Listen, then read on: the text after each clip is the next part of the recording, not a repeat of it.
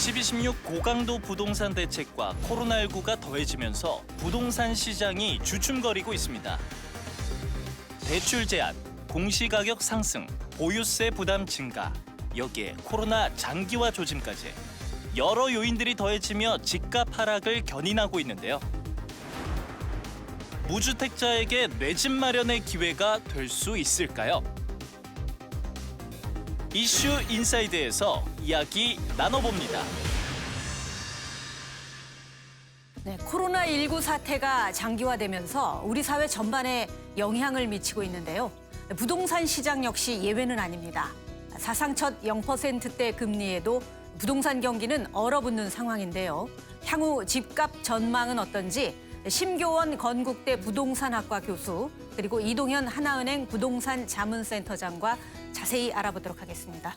지난해 12.16 부동산 대책으로 이제 집값 상승세가 주춤했는데 코로나 사태까지 더해지면서 부동산 시장이 더욱 얼어붙는 것 같습니다. 지금 부동산 시장 분위기는 어떤지 좀 전해주시죠. 네, 전반적으로 보게 되면 눈치 보기가 시작되는 게 아니냐라고 보여집니다. 시장 전체적으로 보게 되면은 서울은 지금까지 오른 것에 대한 부담도 있고 최근에 정부가 이제 강력한 대책을 내놓았다. 거기에 대한 반응으로 조금 지지부진한 모습이고 지방 같은 경우에는 4년, 5년 연속 이제 하락했거든요. 네. 특히 이제 하락폭이 컸던 지역들 같은 경우에는 조금씩 상승하는 상황도 나타나고 있습니다. 이 코로나가 어떻게 진행되느냐에 대한 불안함 때문에 눈치 보기가 아주 심각한 걸로 볼 수 있습니다. 네. 부동산 대책 약발도 약발이지만 코로나가 집값을 잡았다 이런 얘기까지 들려요. 예. 이런 진단에 대해서 어떻게 생각하십니까? 아직까지는 코로나가 잡았다라고 보기엔 좀 이를 것 같습니다. 네. 과거에 우리가 이런 질병들을 겪은 적이 있는데 메르스라든가 그전에 또 사스라든가 질병 때문에 집값이 떨어진 사례들은 별로 없었습니다. 보통 이제 6개월, 7개월 지나면 거의 다 낫고 했기 때문에 지금까지를 코로나로 나왔다기보다는 경제적 불안감 때문에 그렇다는 거고 만약 이 사태가 조금이라도 더 장기화돼서 실물 경제에 영향을 미친다. 그러면 이제 집값의 하락에 본격적인 이유가 될 가능성이 높습니다. 네, 이동현 센터장님은 어떻게 생각하십니까? 마찬가지입니다만 일단은 지금은 코로나 사태로 인한 냉각기라고도 말할 수 있을 정도로 시장에서 지금 심각합니다. 글로벌 경제 위기까지 말이 나오고 있거든요. 경기가 안 좋은데 부동산이라고 예외일 수는 없습니다. 부동산도 분명히 경제에 한 재화고 어차피 그렇다고 하면 결국은 부동산 가격도 영향을 받을 수밖에 없기 때문에 코로나가 집값을 잡았다는 그런 아이러니한 말이 나올 수 충분히 있습니다. 일단 어쨌든 이제 실물 경제 타격으로 본격화된다면 어쨌거나 나중에는 이제 부동산 시장에 영향을 더 미칠 걸로 예상이 되는데요.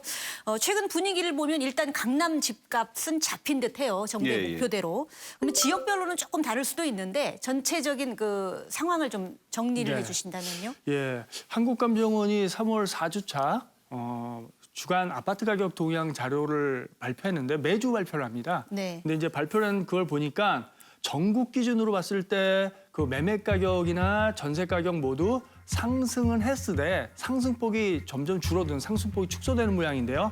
좀 더 구체적으로 알아보겠습니다. 일단 서울 같은 경우에는 강북권은 기존에 좀 이렇게 9억 원 이하의 저가 아파트들이 강세를 보였거든요. 네. 그러면서 전반적으로 상승은 이어졌지만 상승폭이 많이 축소됐고 강남권은 이제 강남 3구 이들 지역 중심으로 해서 아무래도 15억 초과되는 고가 아파트들이 많거든요. 그 가뜩이나 대출 규제, 공시가격 상승에 따른 조세 부담 이런 것들이 안고 있는 상황에서 코로나까지 겹치니까 이제는 거의 거래가 끊겼다는 말이 나오거든요. 그러면서 강남의 아파트 가격이 하락세가 좀 커 보입니다. 그러면서 전반적으로 서울 역시 상승하지 못한 상승이 평균적으로 없는 그런 지금 상황까지 왔거든요. 서울 제외한 수도권 지역에서는 9억 원 이하 아파트들이 많다 보니까 여기에 어떻게 보면은 풍선 효과가 있었어요. 이들 지역에 투자자들이 몰리는 효과. 그러다 보니까 상승세를 계속 꾸준하게 유지해 왔거든요. 근데 이들 역시도 상승폭이 축소되고 있어요. 최근에도 의왕, 안양, 최근에 인천까지 이런 풍선 효과 지역들이 많이 있는데요. 이들 지역들이 공통적으로 이 코로나 때 직전까지 아주 강세를 보였어요. 상승세가 아주 무서웠거든요. 그런데 최근 들어서 이들 역시도 상승폭을 많이 둔화됐다. 그러면 어느 정도 코로나가 집값 안정에 기여하지 않을까 이렇게 보고 있고요. 끝으로 지방 같은 경우를 보면요. 전반적으로 지방도 역시 아무래도 고가 아파트보다는 실수요자 중심의 저가 아파트들이 많다 보니까는 어느 정도 상승세를 조금 유지한 곳이 많았는데 이들 역시 상승폭을 축소했고요. 다만 지역별로 지방은 좀 약간의 좀 차이가 있습니다. 우리가 아시다시피 대구 같은 경우, 경북 같은 경우 코로나 사태에 좀 직격탄이 좀 있었던 것 같고요. 부산 마찬가지고 제주도 마찬가지고 좀 더 코로나 여파가 컸던 지역들이 하락세가 좀 커 보이고요. 반대로 다만 이제 그 대전이라든지 세종 같은 지역들은 코로나 영향은 있었지만 여전히 상승세는 유지하고 있습니다. 물론 상승폭은 조금 줄었지만요. 이들 마찬가지로 지방 같은 경우 이렇게 국지적으로 보면은 어느 정도 약간의 그 차이가 좀 있는 모양새를 보이고 있습니다. 그렇다면 이제 당분간 이 기조가 계속 간다고 봐야 되나요?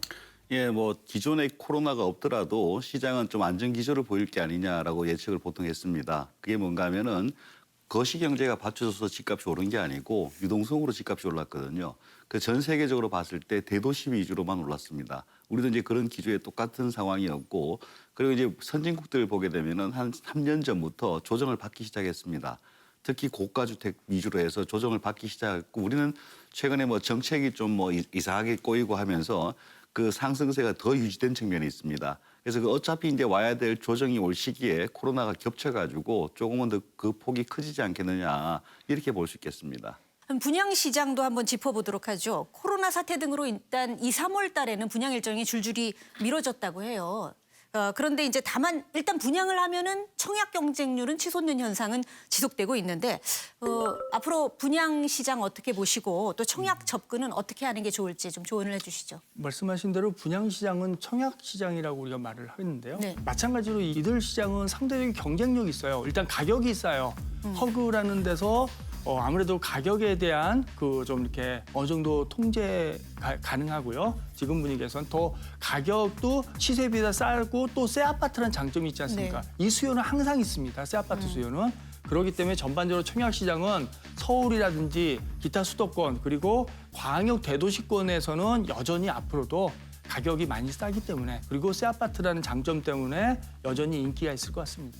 네, 일단 집값이 안정화되는 가는 분위기인데 그 상가나 오피스텔 시장은 어떤가요? 거기도 마찬가지겠죠? 그래서 일반적으로 경기가 좋을 때 값이 오르는 순서도 있고 경기가 나빠질 때 빠지는 순서가 있습니다. 네. 빠지는 순서를 보게 되면은 상가가 가장 빨리 빠집니다. 사실 이번 사태가 오기 전에 한 작년 중반 이후부터 상가는 이제 공실률이 좀 올라가기 시작했고 네. 그리고 이제 뭐 임차인 못 구해서 좀 힘들어하고 그런 것들이 있었거든요. 그 상황에서 이제 지금 이런 일이 벌어졌기 때문에 특히 이제 요 착한 임대인 운동을 벌릴 정도로 지금 심각한 상황입니다. 그리고 또 우리 하나 좀 살펴봐야 될 게 재건축입니다. 네. 재건축 같은 경우에는 거의 뭐 투자적 성격이 굉장히 강하거든요. 지금 이제 현찰 확보라든가 아니면 이제 뭐 사업이 좀 어려워가지고 현금을 융통해야 된다든가 했을 때 이제 그런 큰 그 덩어리를 이제 먼저 매각을 하게 되는데 그렇게 봤을 때는 이제 재건축 시장 같은 경우에는 이 사태가 조금만 더 길어지면은 굉장히 좀 큰 타격을 받을 수 있다라고 볼 수 있습니다. 이미 이제 IMF 외환 위기나 2008년 글로벌 금융 위기 때에는 부동산 경기가 장기 침체 국면으로 갔었거든요. 그래서 그때와 비교한다면 지금 어떤 상황인가요? 두 가지하고 비슷하면서 좀 차이가 있는 게 뭔가 하면은 IMF 때는 그 일시적 충격이었거든요. 그리고 거의 V자 반등이 났습니다. 주택 같은 가격도 충격폭이 워낙 컸지만은 바로 다음 해부터 상승으로 돌아섰다. 근데 금융위기 같은 경우에는 거의 한 5년 빠집니다. 금융위기 때 이제 한번 충격이 오고 그다음에 이제 뭐 유럽 재정 위기가 오고 뭐 피거스 이렇게 해서 5년 동안 줄줄줄 빠지는 그런 상황인데 과연 이거는 어디에 가까운 거냐 봤을 때는 이제 금융위기 쪽보다는 일회성 충격일 가능성이 높지 않겠느냐. 그리고 반등은 언제 할지 모르겠지만은 그 반등은 이제 뭐 V자 반등 형태로 IMF와 유사한 형태가 되지 않겠는가 그렇게 볼 수도 있습니다. 네, 이게 장기화되더라도 급반등할 가능성이 높다. 예. 원래 저금리가 워낙 지금 저금리 도로도 워낙 상태니까. 많이 풀어놓은 상황이라 가지고. 네. 집값이 안정되기도 전에 이제 벌써 이런 질문을 하는 게 적절한지는 모르겠습니다만 만약에 그 장기 부동산 침체기로 접어든다면 다시 이제 규제를 완화해야 된다. 지금 시행하고 있는 정책들 이런 목소리가 나올까요? 지금 그런 얘기들은 일부 나오고 있는 것 같습니다. 근데 정부 기조 자체가 워낙 뭐 강하게 있고 그렇기 때문에 뭐 본격적인 얘기는 나오고 있지 않지만은 그러니까 지금 전 세계적으로 보면은 전부 다 이제 세금을 더 적게 하고 소비를 늘리게 하고 금리를 낮추고 이런 정책을 하는데 우리가 정반대로 가는 게 부동산이거든요. 그쪽에서도 이제 어느 정도 대출 규제 완화라든가 그다음에 이제 세금에 대한 혜택 같은 것들을 좀 준다면은 뭐 하방을 더 이상 막는 데는 도움이 되지 않겠느냐. 이게 장기화됐을 때. 또 한편 이런 것들도 생각해 봐야 됩니다. 만약 V자 반등이 일어난다, 경제가. 그럼 지금 푼 돈은 또 어디로 갈 것이냐. 지금 어마어마하게 돈을 풀었는데 그 푼 돈이 지금 현재는 뭐 주식으로 조금씩 흘러가는 것 같기도 하고 그다음에 이제 나중에 좀 지나고 보면 이 돈이 또 결국은 부동산으로 올 텐데 그럴 것들을 또 어떻게 고민해야 되겠느냐. 그래서 지금 사실은 뭐 사면 초과 상태 그 정도라고 보시는 게 맞을 것 같습니다. 네. 코로나19 발 증시가 폭락하면서 이때다 하면서 이제 저가 매수하려는 투자자들이 이제 주식 시장에 몰리고 있다고 해요. 그런데 이제 증시에 상장된 상품 중에서도 부동산 투자 상품인 리츠 상품이 있잖아요. 네. 그 리츠 상품은 어떻게 봐야 할지 부동산 경기가 안 좋다면 리츠 상품은 또 따로 갈 수 없기 때문에 마찬가지일 거라는 생각이 드는데 뭐 조언을 해주시죠. 네, 리츠는 부동산 투자회사법에 따라서 부동산 투자회사라고 하는데요. 사실상 이게 뭐냐면은 쉽게 얘기하면은 소액 투자로 투자자를 모아가지고 이렇게 같이 큰 부동산을 매입할 수 있는 그런 좋은 상품입니다. 간접 투자 상품의 대표적인 상품 중에 하나거든요. 펀드하고 리츠가. 근데 지금 어쨌든 간에 이 투자할 때 리츠라는 것도 결국 부동산이고 특히 리츠가 최근에 그 각광받던 것들은 어떤 대기업들 아시다시피 뭐 롯데리츠라든지 NH 프라임 리츠라든지 이런 것들이 대기업들이나 금융기관이 가입하면 거기에 가세하면서 좀 더 인기를 탔거든요. 그렇지만 지금 뭐 주식시장 뭐 오늘도 보니까는 역시 공모가 5천 원 이하로 가는 것도 있어요, 이 중에. 그러면 결국은 뭐냐? 지금의 상황이 그런 이유 중에 하나는 결국은 임대 수익이 안 좋을 거라는 예상이니까 정기적인 배당을 리츠는 받아야 되는데 결국 임대 수익을 통해서 받거든요. 대부분의 리츠가 지금 우리나라에서. 그리고 나중에 이제 5년 뒤 통상 5년 뒤에 이제 매각할 때는 그 매각 차익을 또 이제 다시 투자자들 배분을 하는데 리츠 같은 경우에는 아무래도 임대 시장의 영향을 많이 받는 거고 결국은 지금같이 경기가 안 좋다면 영향을 똑같이 받아요. 그렇기 때문에 지금 공모가 이하로 갈 수 있는 거고요. 리츠 투자할 때 주의할 점은 아까 앞서는 말씀드렸다시피 결국은 리츠는 배당하고 나중에 매각 차이 두 가지로 나눠볼 수 있는데 여하튼 간에 결국은 임대가 얼마나 꾸준하게 유지될 수 있는 그런 주요 도심지의 우량 매물인지를 그리고 또 하나는 결국 뭐 하냐면 5년 뒤에 엑시트라고 해서 매각을 해야 되는데 그 매각할 때 과연 차익을 남길 수 있는 좋은 매물인지 그래서 이 두 가지 관점은 항상 유념하고 투자해야 좋을 것 같습니다. 네. 어쨌든 이제 집값이 안정되고 있고 또 강남권을 중심으로 수억씩 뚝뚝 떨어진 급매물이 나오고 있어요. 그래서 내 집 마련을 원하는 실수요자 입장에서는 이번에 사볼까 이런 생각도 가질 수 있을 것 같은데 어떻게 조언을 하시겠습니까? 뭐 시점으로 보면 저점을 향해 간다 정도로 봐야 되는 게 아닌가 싶습니다. 지금 현재가 저점이 아니고 네. 우리가 이제 금융위기 때를 보게 되면은 뭐 한 5년간 연속으로 빠져가지고 대략 한 20% 정도까지 빠졌거든요. 주요 단지들. 네. 뭐 지수상으로 보면은 연간 한 2%, 3%, 5% 이렇게 빠졌습니다. 그래서 이제 지수를 보는 게 아니고 단지를 봤을 때는 최대 빠진 게 뭐 높을 때보다 한 20% 빠졌고 네. IMF 때는 거의 한 40% 빠졌습니다. 네. 지금 뭐 금매 나오면서 2억 뭐 싸게 나오고 이런 것들 보면은 뭐 10% 내외거든요. 이런 것들이 그 당시 충격을 봤을 때는 대략 어느 정도까지 빠지겠는가를 한번 가늠을 해야 되고 그리고 이제 거시 경제가 어느 정도 전망이 보인다 그럴까요?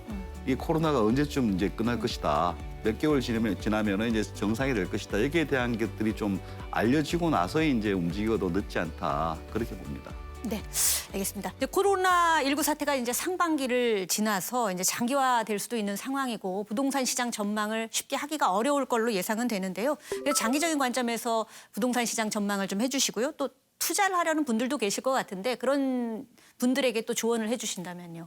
네, 일단은 지금 뭐 크게 뭐 주택 시장하고 우리가 말하는 수익형 부동산 시장으로 두 개를 나눠본다면 간략하게 말씀드리면 주택 시장 같은 경우는 물론 실수요자 중심으로 움직이겠지만 지금의 시장은 여하튼 간에 지금 코로나 영향이 크거든요. 그렇다면 결국은 집값도 당분간은 하락세로 갈 가능성이 높기 때문에 지금은 정말 실수요자 중에서 급매물이라든지 이런 저가 매물 중심으로 어느 정도 관심을 갖되 투기 내지는 과도한 대출이나 전세를 안고 하는 갭 투자 같은 경우는 좀 더 지금은 좀 자중할 필요가 있을 것 같고요.